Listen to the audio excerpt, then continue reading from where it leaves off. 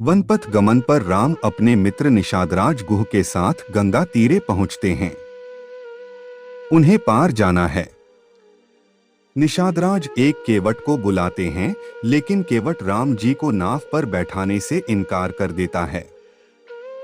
उसने राम के चरणों की महिमा सुन रखी है कि किस प्रकार उनके चरण पड़ने से अहिल्या शिला से नारी बन गई थी।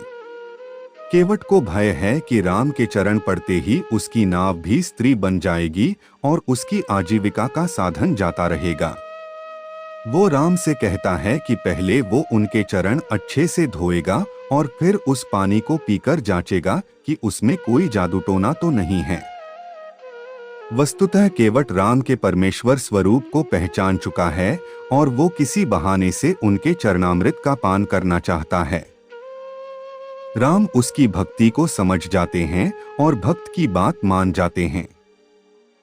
परात में गंगाजल से राम के पांव धोने के बाद केवट उस जल को पीता है और ऐसा प्रकट करता है मानो अब वो संतुष्ट है कि राम चरणरज से उसकी नाव को कुछ नुकसान नहीं होगा। राम, लक्ष्मण, सीता और निषादराज नाव पर सवार होकर गंगा पार उतरते हैं। राम के मन में संकोच है। उनके पास केवट को देने के लिए कुछ नहीं है। सीता पति के मन के भाव समझ लेती हैं और अपनी अंगूठी उतारकर राम को देती हैं। राम केवट को वो अंगूठी पार उतराई के रूप में देना चाहते हैं, लेकिन केवट भी बड़ा चतुर है।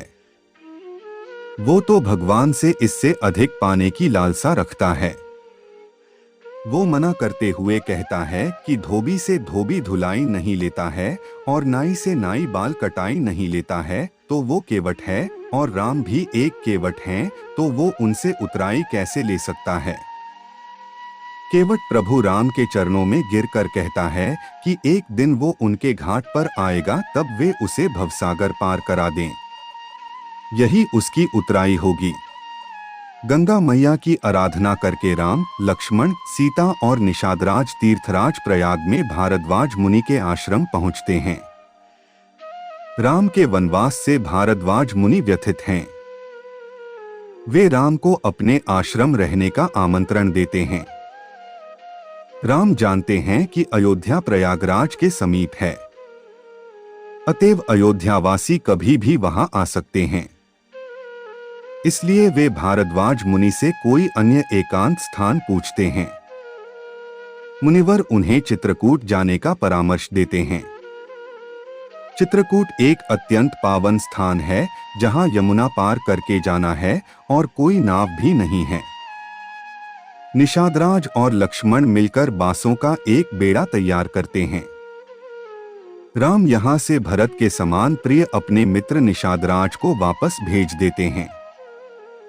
निषादराज भारी मन से यह आदेश स्वीकार करते हैं। लक्ष्मण बेड़े को यमुना पार ले जाने के लिए खेते हैं।